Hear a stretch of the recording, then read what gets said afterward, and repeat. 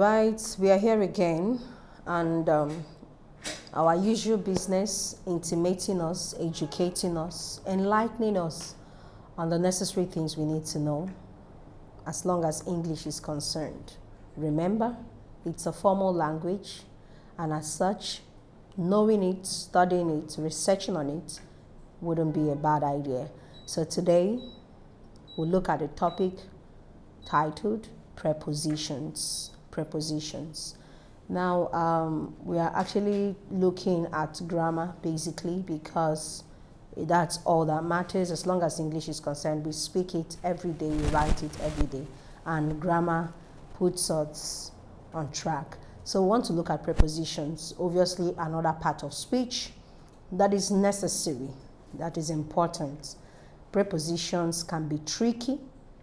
Yes, they can actually be tricky, and when we master them, we know how to use them, and we are able to communicate effectively. So we'll look at our 3 lesson objectives. We'll define prepositions, we'll mention types, and state their uses. Now, there is one thing I want us to understand. No matter how much a teacher teaches, if a student doesn't practice, doesn't as well research, that teaching will be termed to be useless, because the onus is not just on the teacher to teach, the onus is also on the student to learn, to study, and to improve on his or her study. So we want to define prepositions, we'll mention the types and state uses. While we continue, we may say some things that are not in the lesson objectives, so I would advise that we listen attentively. All right, so this is our definition. This is our definition. Now, literally, we see prepositions as words that are used to show position. That's what we see prepositions to be.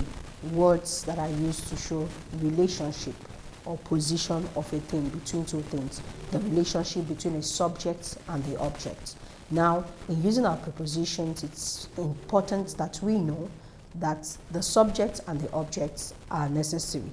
That's why we say that prepositions basically are words that are used to show the position, the relationship between the subject and the object. Now again, it is important for us to know that prepositions are not just one word. If you have always had it in mind that prepositions are just one word, like your usual in, on, under. Now today, we will clear that notion, and you will come to understand that prepositions are not just one word, but they can be 2 words. Reason for having what we call prepositional phrase. All right, so let's go deeper. It says a preposition is a word or group of words used before a noun, pronoun, or noun phrase to show direction, to show time, to show place, to show location, or to introduce an object. So some examples of prepositions are the normal prepositions we know: in, at, on, of, and to. So these are the prepositions we have. When we go further, we'll see other prepositions that we have in English. You may see them and say, oh, I never knew they are prepositions, but they are actually prepositions because they help to show relationship in respect to direction, relationship in respect to time, in respect to place, location, or to introduce an object. Now this is what we have: an image or images showing use of preposition. Now the first one says a man is beside the boy. A man is beside the boy. Now we can see the image showing a boy and a man. Now we see the boy standing, it could be the two, the man beside the boy. Now the second one, we have a man is in front of his car. Now you can see we have preposition of 2 words, prepositional phrase, in front of. Now the first example, we have a word as beside, it's just one. The second one, we have seen preposition of more than one, in front of, in front of. All right, so that is a car and that is a man in front of his car. The second one, we see a boy behind something, hiding. Where is he hiding? Behind the bush. Then finally, we have a ball that is under the table. So aside the other prepositions that we mentioned of two words, prepositions of two letters rather, we have seen more prepositions. Beside is a preposition, in front of is a preposition, behind is a preposition, under is a preposition. Like I said, in all these sentences, you would agree with me that there is a subject and there is an object. My reason for saying it shows relationship between the subject and the object. A man is the subject, the boy is the object. A man and his car, the boy and the bush, the ball and the table. So we cannot practically discuss preposition or use prepositions without having our pronouns or nouns in the sentence. All right. Now we want to look at some linguistic facts about preposition. One thing we must know about preposition is that they are closed class of words, which means no new preposition gets added to the language. No new preposition gets added to the language. Now, the prepositions you have are the prepositions you have. They are not added to the language. It is what it is. We use a fixed set of prepositions. That's what we use, a fixed set of prepositions. Nobody can come up from somewhere and say, we just created a new preposition. They are fixed. All right? Now, what other facts? Prepositions do not have any other form. They cannot be plural. They cannot be possessive. There can be inflections or anything else. I need to explain that further. Now, you can't have the preposition in and you say we have ins. No, that is not done. All right, so it can be pluralized. You can't say that you're possessing the preposition just the way you possess nouns and pronouns. You can't have inflections. Inflections are adding maybe a letter or two letters that you can do to adjectives, you can do to nouns. You can't do that, you can do to verbs. You can't do it to prepositions. Prepositions are not inflected.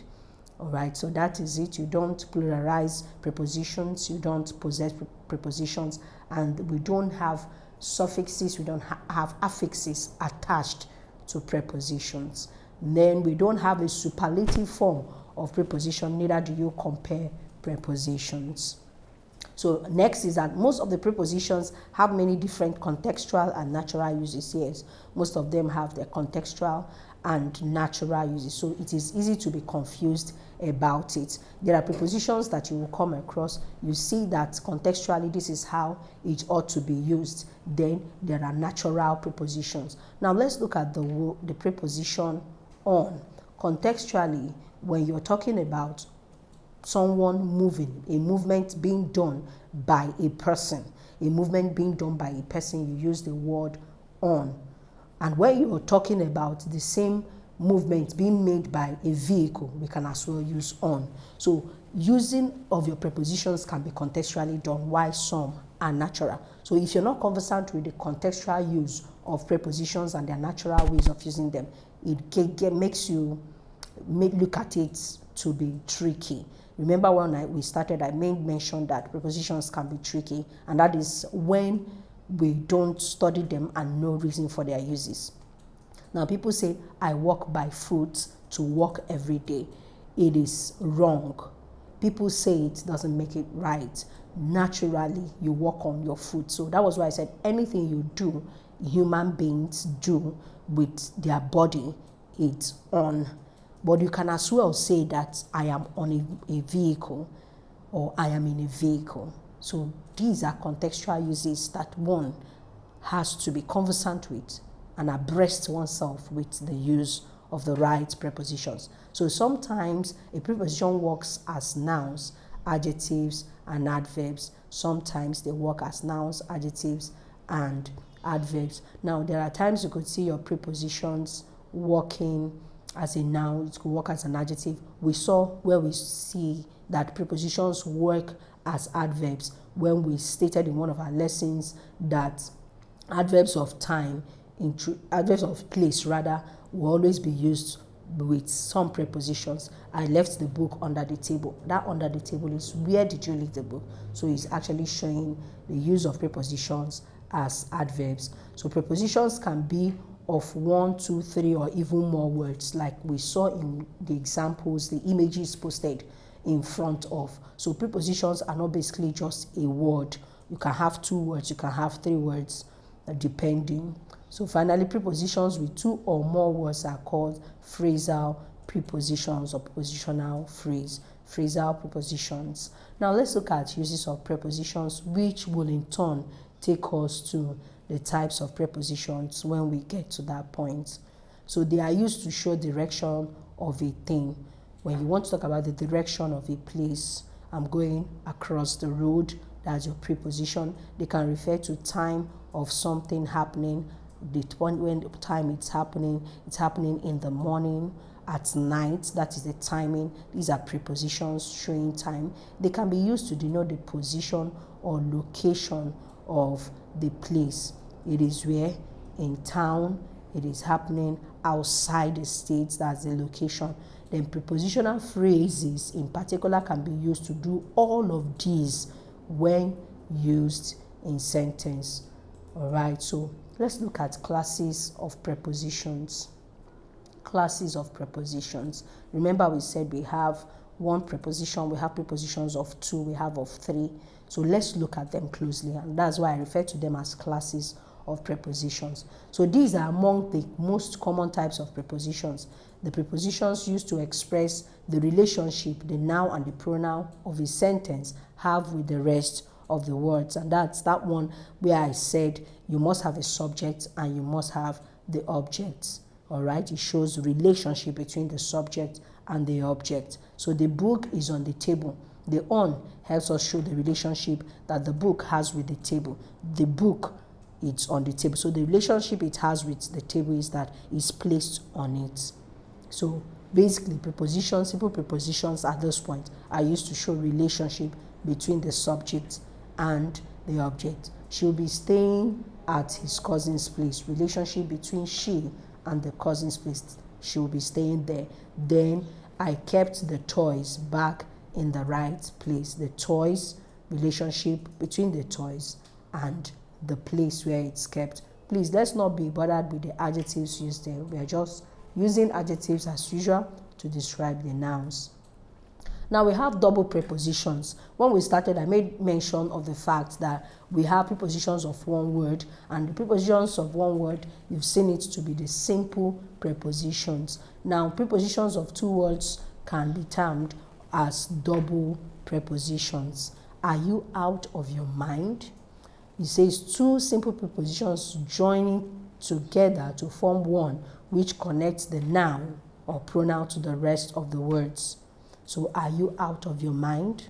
They are running out of fuel. She is sandwiched in between 2 of her cousins. That's to say that she is in between. Just use the word sandwiched. She is sandwiched in between 2 of her cousins. Now we have compound prepositions. Compound prepositions are prepositions that are more than 1 or 2.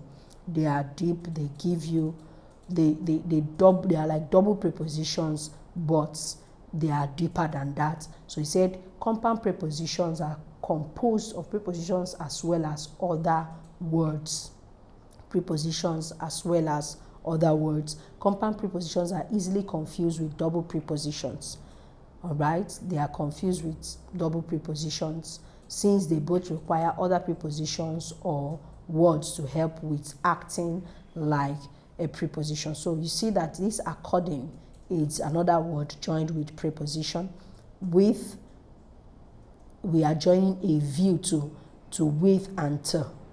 So a view is the word joined with to, and then behalf is what we join to on and f. So according to my calculations, this color should work just fine. Then the next one says, I started for home with a view to celebrating Eid with my family. Then on behalf of our family is a preposition. It's showing relationship, it's connecting. All right, so that's that. Participle preposition. These are prepositions that function as, you think they are verbs, but they are not verbs, but they are actually working as prepositions. They are not doing action works. They are rather connecting words. They are showing relationship in words, sentences joined. So he said present participles, that's ing, and past participles, that's ed or en, that are used as prepositions instead of verbs are called participle prepositions. Now remember that we also have participle, what do we call participle nouns? Yes, we also have participle adjectives. So that is it. The way it is used as nouns and adjectives, the same way it is used as prepositions. Remember we said that once you have a verb that is in ing form without a helping verb, or ed type of verb or en type of verb that is not functioning as a verb with having a tense, then it can never be a verb.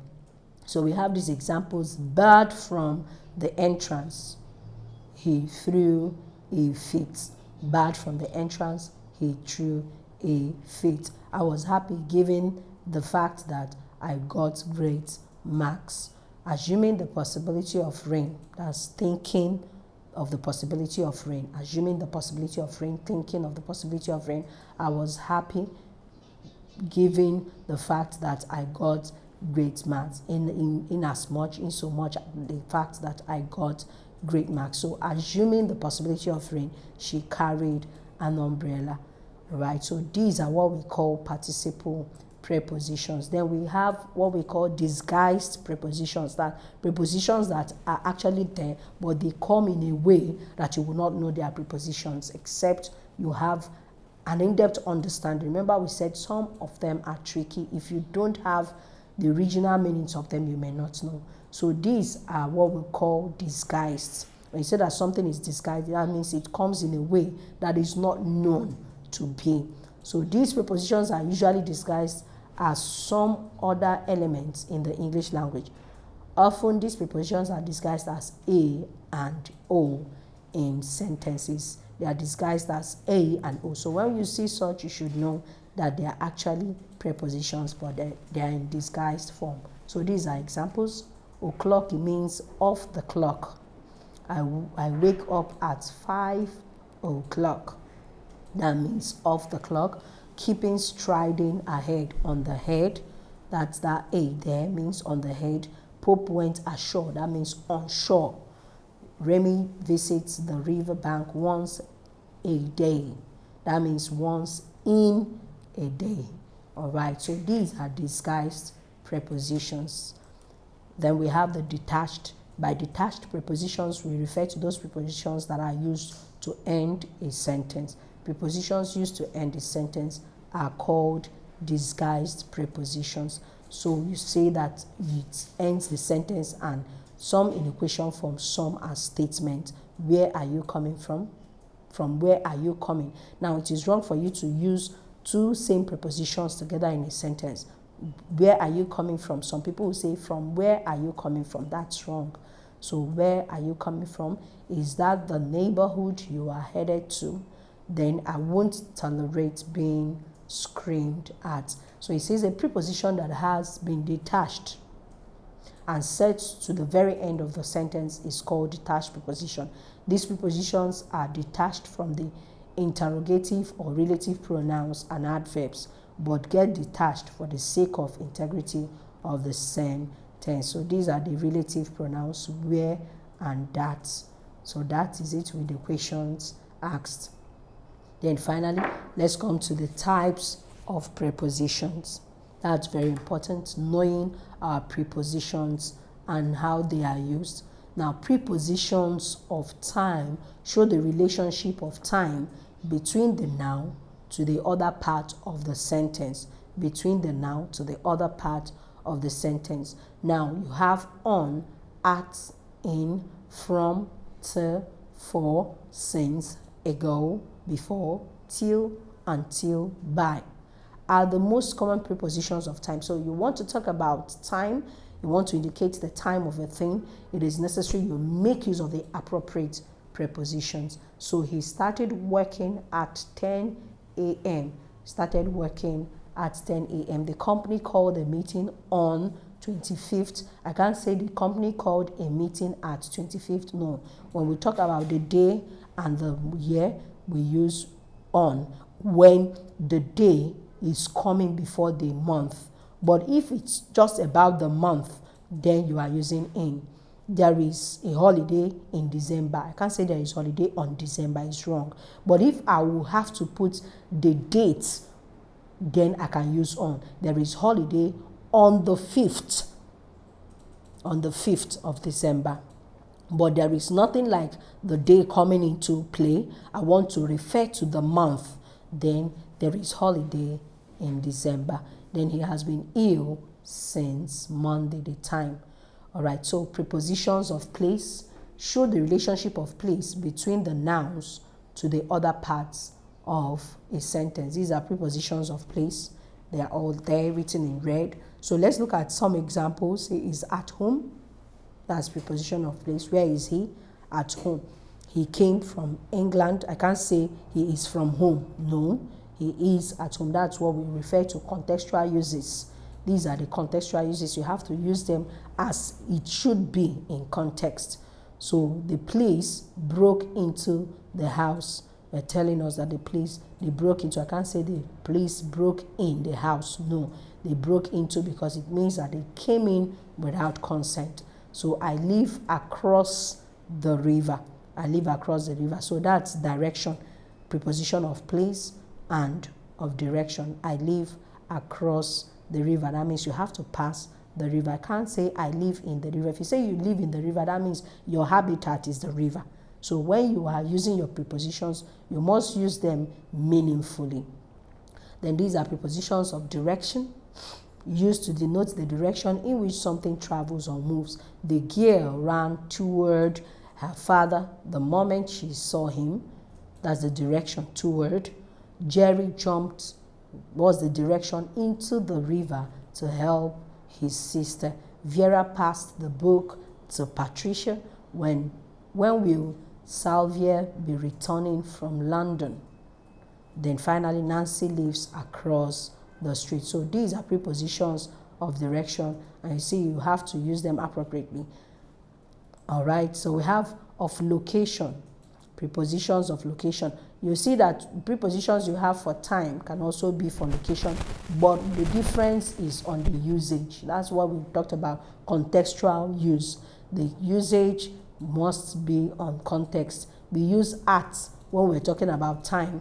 He will visit at 10 a.m. or the meeting kicks off at 10 a.m. Now we are seeing at again for preposition of location.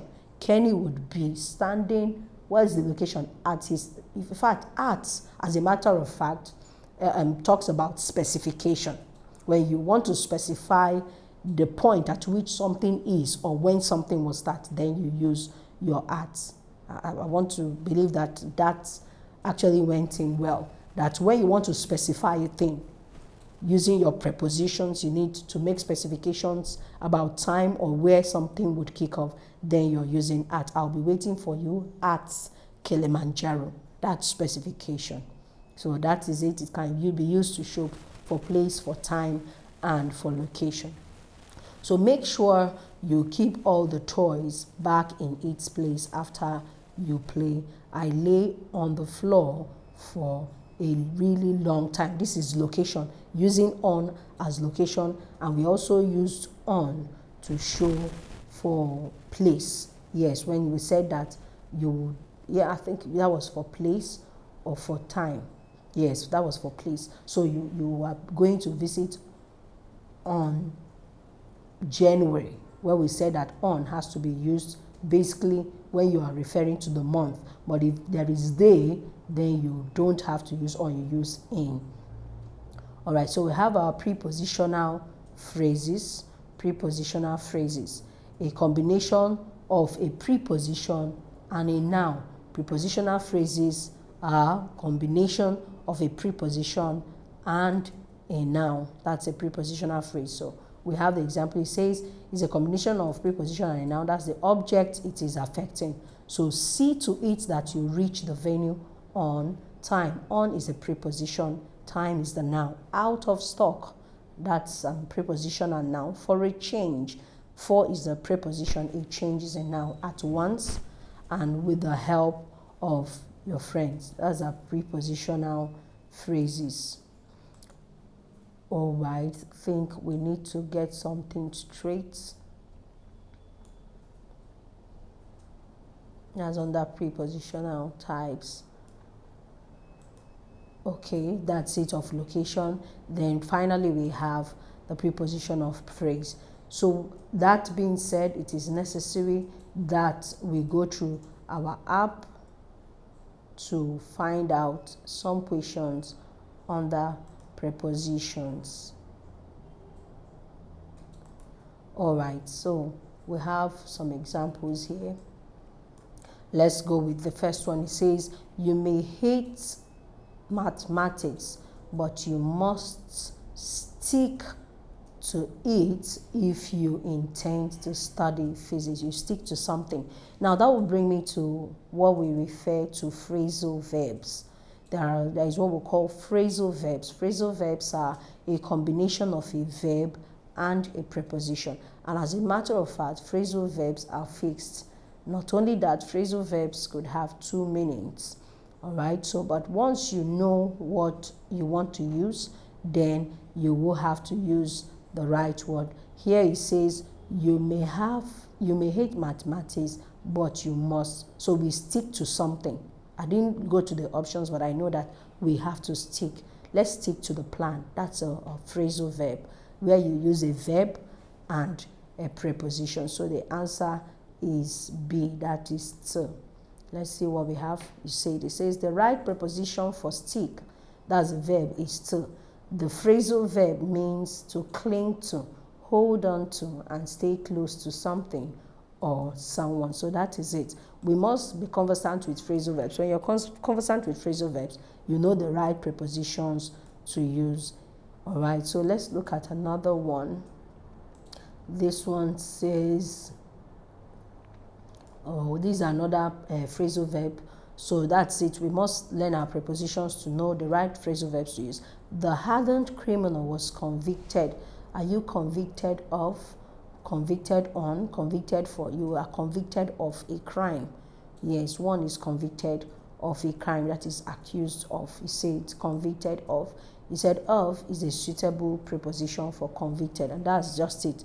Remember I stated it that once you know your prepositions, you know the ones that are naturally used or commonly used. So consistency will help you know how best to use your prepositions. Now let's look at another example. The question says what? My sympathizers are dash the victims of the flood. My sympathizers are with the victims of the flood. They are with them. That's the preposition C, because that's the right preposition to be used when there are victims, sympathizers. You have to be with. You can't be on the person. When you are on someone, that means you're placing yourself on that thing. Then you can't be to the victims. The right preposition to be used is with. The word sympathy is followed by the preposition with. All right, so let's look at another example, then we'll wrap it up. I think that should be the last one. Okay, it says she prefers singing to what? Dancing. When you prefer something, you can't say you prefer singing besides. No, you prefer singing aside. So you prefer singing. There are two things you like doing, but I prefer this to this. You say prefer means to like one thing more than the other, and the preposition to combines with it when you compare two things or actions. Hence, to is a what? Suitable prepositions. So we'll wrap it up here. Remember, it is needful for us to try our hands in some activities and know how far we have learned on the topic. Go home with the fact that prepositions are tricky. Learn them, study them, and it will help you a long way. Thank you.